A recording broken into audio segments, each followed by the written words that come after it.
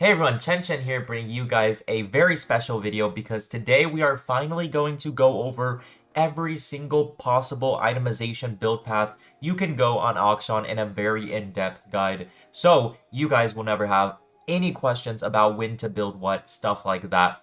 Without further ado, we're going to get straight into the video. Real quick, I do want to mention, if you guys don't know who I am, if you are new to my channel, my name is Chen. I am an Akshan main. As you can see in the screenshot, I reached Challenger in this season with a 61, technically 62 at one point, win rate of Akshan and currently still going strong. So I am considered one of the best, if not the best Akshan main in North America. And yeah, that is my credentials. We're going to get straight into it.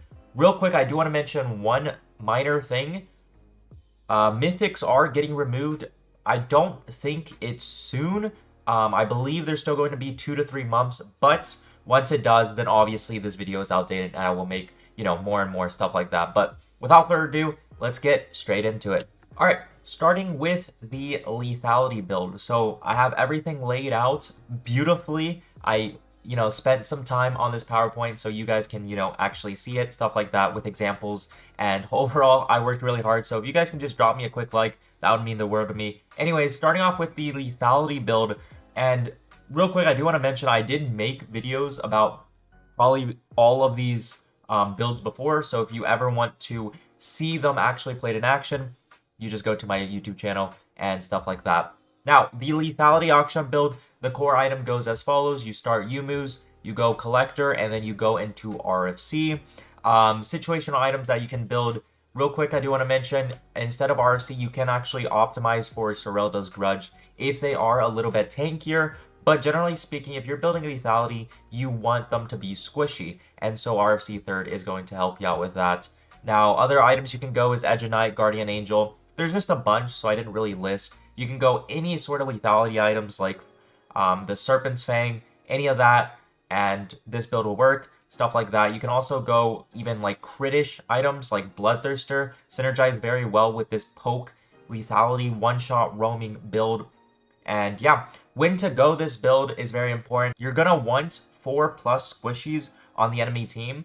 If they have CC, that is key, because you will see later on when they don't have CC, you can actually optimize for a different build. But overall, you're relying on them to be relatively squishy, and you want to go this build if you have a very roam-heavy playstyle.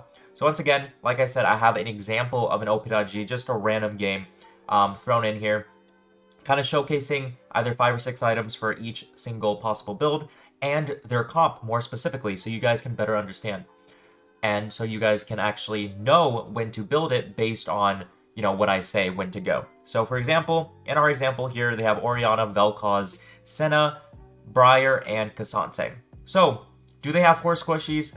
Check. They have 4 squishies because Briar is building lethality, and obviously their bot lane squishy, Orianna squishy. They have Cassante, which I cannot deal with this build. And that's not the purpose of going this build, right? You're overall relying on them to have 4 squishies. That way, no matter who face checks, no matter who walks into, a random lane, you're going to be able to poke them out. You're going to be able to actually assassinate them because this is basically Assassin Akshan, right? Furthermore, they have CC. That is very, very important, right? Orianna Ball, CC. Briar Q.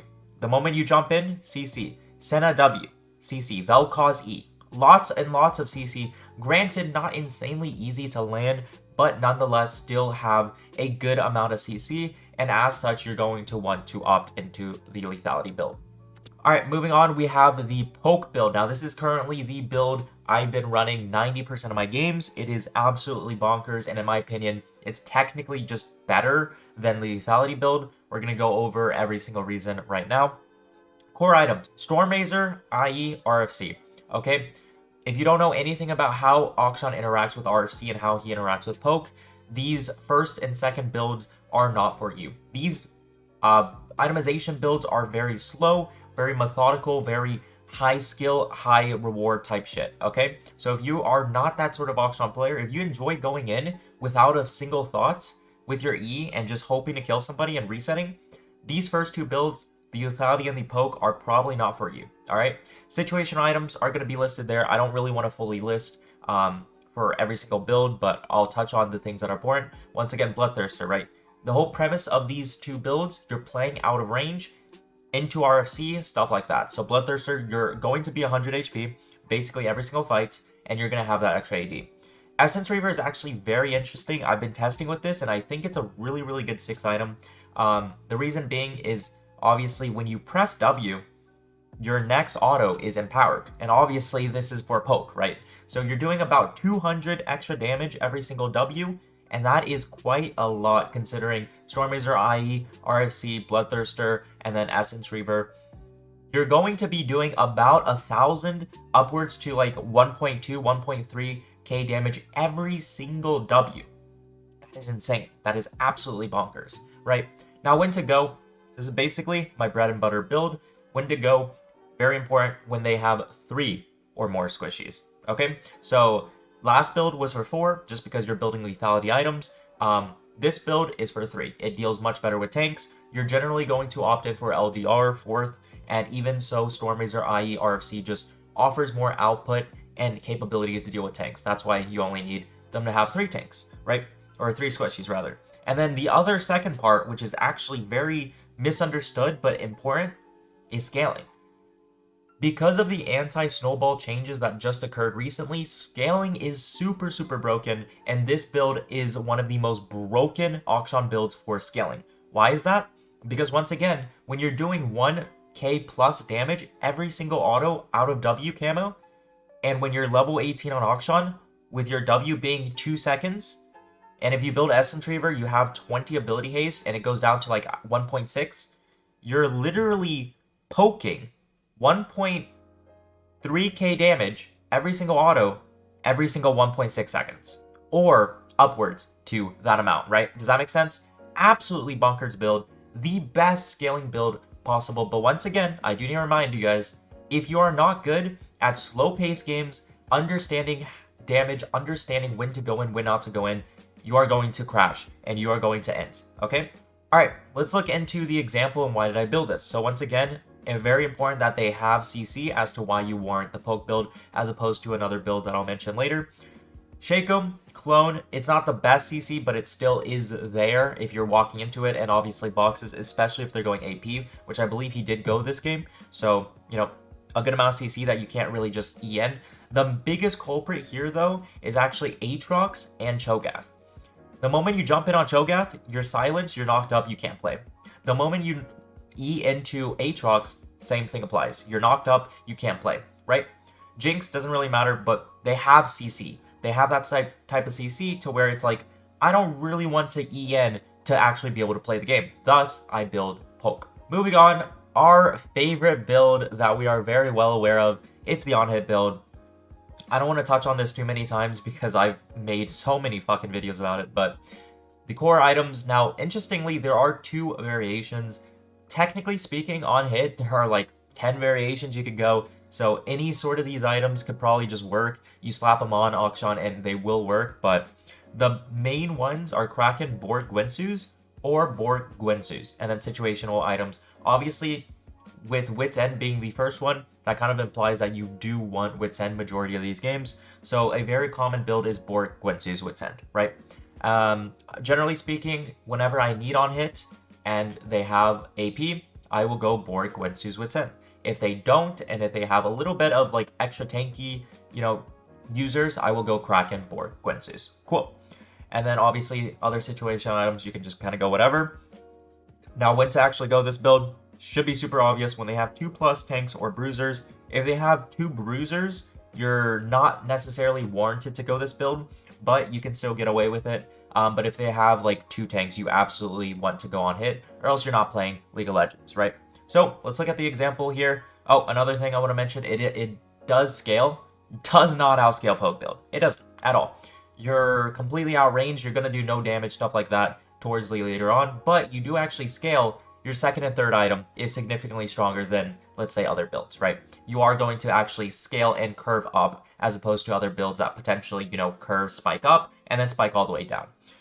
Looking at the example now, this was actually like the legit perfect build for this game. They have Olaf, Bruiser, tank. They have Zac, tank. They have Urgot, Bruiser, tank. And then they have Blitzcrank, supportive tank, right? which kind of acts in terms of like when to classify supportive tanks. They're kind of like bruisers because they're so behind on gold. They're not going to be as tanky as a tank, but you know, they're still building tank. So they literally basically have 4 tanks, right? Absolutely perfect game to go a specific build that I mentioned here. Now, I opted in this specific game to go Bork Gwensu's because I was versus Urgot. Generally speaking, if I'm against a tank, I will go Bork first instead of just cracking Bork Gwensu's. If I'm against like a mage and then they have like 3 or 4 tanks, then I'll probably opt into Kraken Bork Gwensu's. But this game, I was against an Urgot. He's going to build plated. He's going to build potentially more cloth armor. So getting that Bork first actually does matter. Moving on, this is a very interesting build that I've personally been enjoying a lot. Now, I don't know necessarily what to classify this as, and once again, this kind of technically classifies as a on-hit build, and it is an on-hit build, but I just wanted to put it out here because it's a very niche iteration that is very important, especially in this current meta. The core items, Kraken, Wits, and Gwensu's, that's what I go majority of the time, but there are cases very rarely where you will go Bork, Wits, and Gwensu's, which once again is basically the on-hit, right? And then situation items, nothing to talk about there. When to actually go this build? When they have 3 or more AP threats. This is the most broken build you can go when they have 3 or more AP threats. You pair this up with Merc Treads, you're unkillable, right? And you will also want to go this build when you need on hit. There's like another build where you can go if they have quite a bit of AP, but you don't really need on hit. They're not too tanky. They're just a bunch of AP fucking glass cannons, then you don't really need to go this. And then another optimization you can do is you can just go this literally every single game if you wanted to into Syndra, Orianna, Akali. If you're insecure about these matchups, and they are hard, don't get me wrong, they're all very hard counters to Akshan, you can go this build and it almost makes the matchup actually unplayable for them, which is very funny. So if you're into those matchups, even if they're the solo AP, you can still go this build. Don't get me wrong, you're not going to carry as hard, you're not going to deal with their teammates as well, but you're going to deal with the matchup very well, and you should be able to snowball from that. So looking at the example, what do they have? They have Gnar. I need on hit to deal with him. He's a bruiser. They have Maokai, AP bruiser. They have Syndra, AP. They have Kai'Sa, half AP. I mean, it depends on what she builds, but she's still some AP. And they have Seraphine. Beautiful. I'm going on hit, and I'm going to 1v9 this game, right? Next up, as I mentioned earlier, why and when would you go a different thing, and why I said in the last slide, you go that build when you need on hit? Well, when you don't need on hit, when they're all squishy and glass cannon AP, you can actually go Bruiser Akshan. This is Kraken, Wits, and Stridebreaker, and that is the best iteration of this build because it takes the best part of, you know, being survival that I mentioned in the last slide, and then with Stridebreaker, a bunch of health, right? There's another optimization you can do, Kraken, Bork, Stridebreaker. I used to go this actually quite a lot. The only reason why I wouldn't go it right now is because it's not as high in carry potential. So I would only go with the first one, Kraken, Wits, and Stridebreaker. And then situational items, some are very interesting. Black Cleaver is actually able to opt in here just because of the additive H. So when to go this? Very simple. When you want to be tanky, right? As you see in the example, they do have 3 AP, but the big but here is they're all like very squishy, right? Lee Sin's a bruiser. Gwen's like very squishy bruiser, right? And then everyone else is extremely squishy. As such, I get more value to not actually go on hit with Gwensu's here, and I could just go Stridebreaker, and it makes it so they can't kill me, ever, right? So that's why I went to this game, and Bruiser Akshan is obviously very, very viable. And the last build here, my long forgotten friend, literally one of the bread and butter Akshan builds that has been, you know, one of the forefront of Akshan builds for a long time now, but unfortunately is, you know, nerfed and nerfed and nerfed again, just based on the changes they're doing with Akshans or items and stuff like that. It is the original crit build.